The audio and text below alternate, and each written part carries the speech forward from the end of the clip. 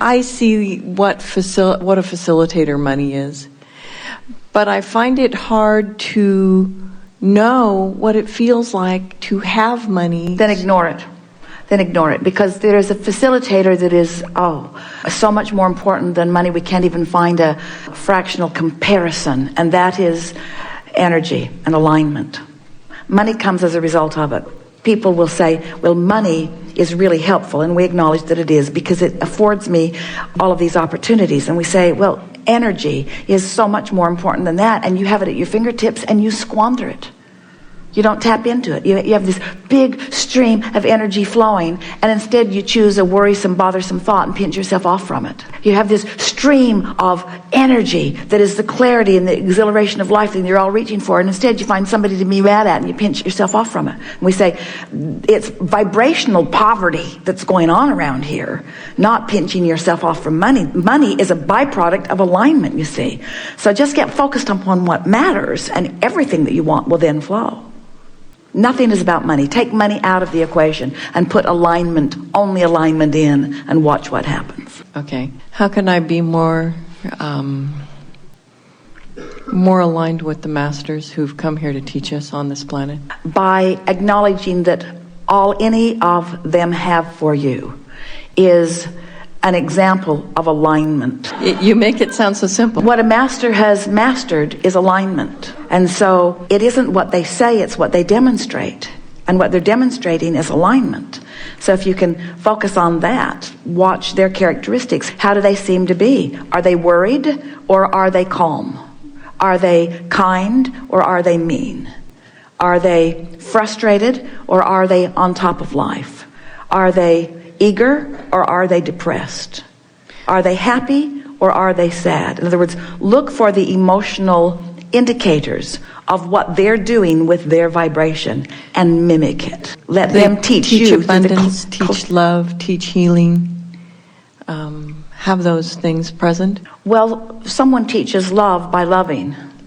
You teach through the clarity of your example. We offer so many words, and the words help us focus together. But our intention as we're playing with any of you is to get you focused into a feeling. So your questions are really good questions. And we started to say to you, when you said I have two questions, we started to say we have one answer. And it was alignment, which is annoying. But everything that we offer is everything that we offer. Every process that we've ever offered, every sentence that we've ever uttered, everything that we've ever offered to any of you has been with the intention of guiding you into alignment, which means we're wanting to soothe that thing you're doing that's keeping you from it. And I think that's part of the key too, is learning how to soothe. I need some of my hard drive erased because what I've learned. Or you don't need to erase it, just focus on the most beneficial parts of it. Well, sometimes when emotion comes up, well, that's too late. The emotion is already the indicator of how you've been focusing. That's what we're saying. If you wait until the manifestation, or even until the emotion, now you're not out ahead of it. Now you're having the knee-jerk response. And that's what we meant when we were talking about momentum earlier. If you start in a neutral place, you could either promote the momentum that you want, or not be a catalyst to the momentum that you don't want. In other words, you could stand in front of the car that's getting ready to roll off into the ocean, and you could hold it where you want it to be. Or if you wanted it to move off into the ocean, you could give it a nudge and off it would go. You want to get out ahead of it, you see. And so what most people do, they wait until the momentum's already underway, and then they say, now what do I do? And we say, well, all you can do is action, and it's not ever enough. And so then it's like the analogy that we've offered for so many years. You've jumped out of an airplane, you're at 30,000 feet, you have no parachute, and you say, what do I do? And we say, hang on, it'll be over in a little bit. Because the momentum is such, there's not a lot for you to do. But if you get out ahead of it, if you envision things the way you want them to be, if you care about how you feel, it's so simplistic that a lot of people can't even hear it. There's just not enough angst or struggle or trauma or drama in it for most people when we say how you feel is everything and you have control of how you feel. And most everybody, to some extent, will argue for their limitations. Yeah, but this made me feel this way, and this made me feel this way, and this made me feel this way. And we want to say to you, it doesn't matter what happened or how you feel about it. You have the option of choosing a better option of how you feel about it. And I think that's what I'm asking for. What is it, that kickstart to let go? For most, it has to get bad enough that you can't stand it, and then you finally let go of it. But we don't think it should have to be that traumatic. We think that you ought to be able to feel the difference between complimenting someone and criticizing someone. Oh, yeah. We think you ought to be able to feel that difference. And when you're doing one or the other, make a choice. Oh, this is my preference. I'm going to do more of this and less of this. We think you ought to be able to feel the difference between anticipating something that you don't know how it's going to come, but feeling eager about it and worrying about it. We think you ought to be able to feel the difference between worry and anticipation, and we think you have the resources to guide it that way. But we don't think you get on it early enough in your game. Right. We think you blunder into your day, you let stuff happen to you, you observe it, it sets the tone, the momentum's in motion, and then you say, this is too hard. And we say, we know it is hard if you let the momentum get going. That car's going to mow right over you. It's so hard, it's impossible to stop that kind of momentum. And so that's what we mean when we say get out ahead of it. So when you put yourself in your bed at night, acknowledge that this day is pretty much done and tomorrow's going to be a fresh day. And just make the suggestion to yourself that you're going to start this day on a good footing. Just say that softly to yourself, not making big promises and not talking about what you're not going to do or what you are going to do, but tomorrow is going to be a really good energy day. I'm going to wake up aware, and it's going to be neutral energy, and I'm going to get myself into a good feeling place early. And then just bask yourself to sleep. Appreciate someone or something. Appreciate something that is easy to appreciate, and go to sleep. And when you awaken, lie there for a moment and say, now what was it I was thinking about before I went to bed? Oh yeah, this is a good day. This is a new day. I'm in a neutral zone. I'm in a non-momentum moment right now. If you wake up late, the momentum's already started. You're already late. If you wake up to someone arguing in the other room, the momentum's already started. If you wake up and go immediately to worrying about what you were worrying about yesterday, the momentum has already started. So make the decision that you're going to get out ahead of it. So you might find yourself after 2 or 3 nights and mornings, you might find yourself setting some intentions for yourself. When I wake in the morning, the first thing I'm going to do is drink something really delicious and sit and bask for a little while.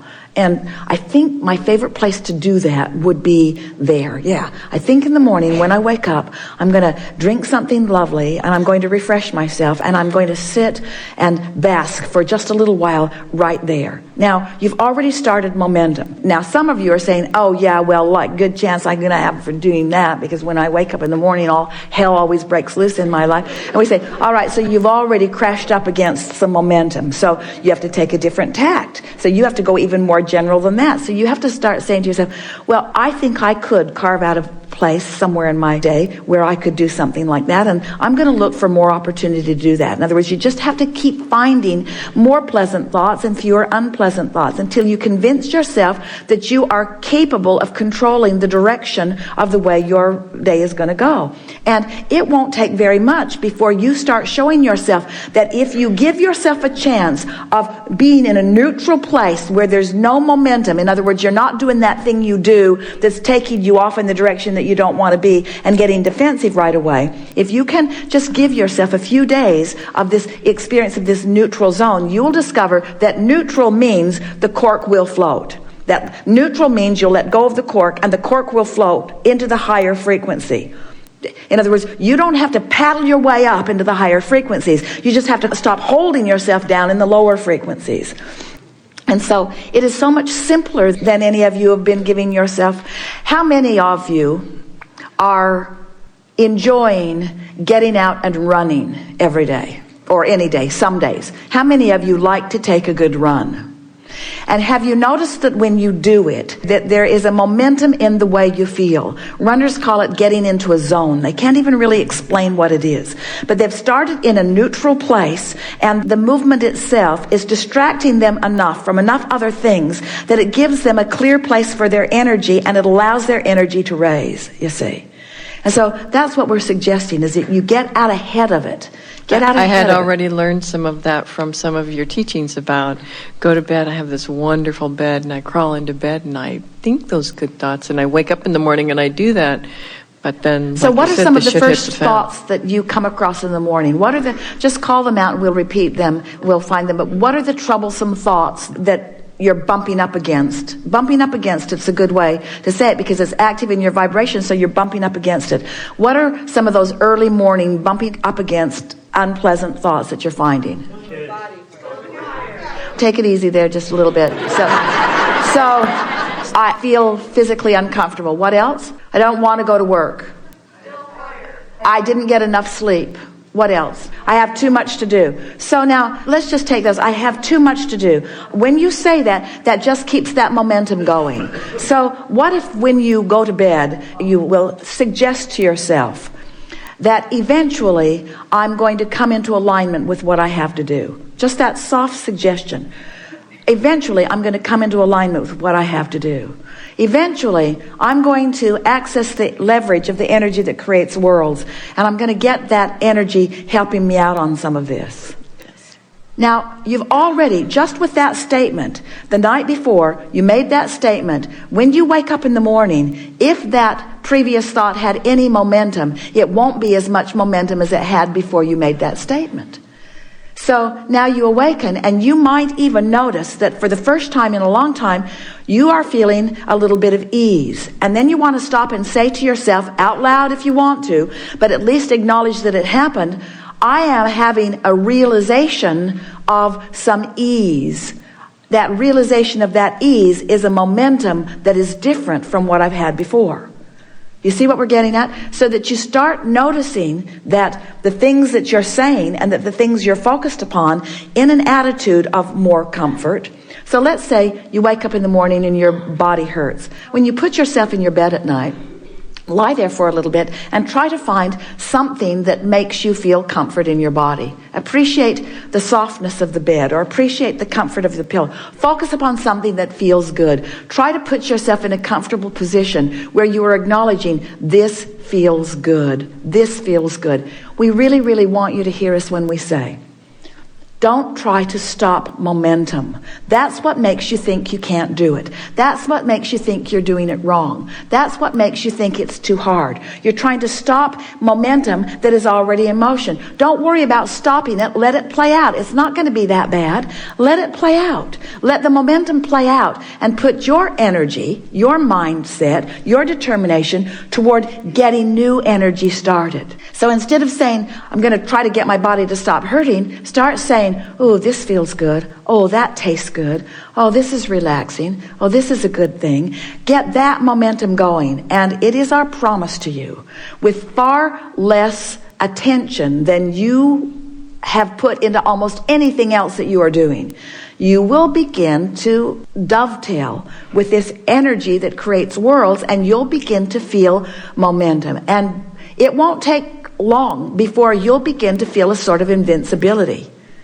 You'll feel so invincible that you'll be watching something on television that's not going your way, and you'll say, I want, and when it happens, you'll say, thank you very much. Thank you very much. Thank you very much. Thank you very much. Thank you very much. Thank you very much for recognizing me. Thank you very much for hearing me. Thank you very much for flowing energy towards something that I have chosen as my object of attention. Thank you very much. Thank you very much for recognizing my power. Thank you very much for recognizing my clarity. But you got to put yourself in that place where you've practiced it enough that you're starting to expect it. And see it. When you decide that you're going to go someplace and you know where you're going, envision yourself there. How often do you return to a restaurant that you've been at before and they seat you at the same table that you've been before? Has that ever happened to you? And you say, this must be our table, even though it's not the same person that's seating you? Well, why is that? It's because that's the impression that you have offered to the universe about being in that space. It is your table. That's where the momentum is. That's the momentum. So you arrive at the timing of that table to seat you. You arrive with the impulse of that person. In other words, nothing happens randomly. Everything is following this vibrational momentum that you've got going, you see.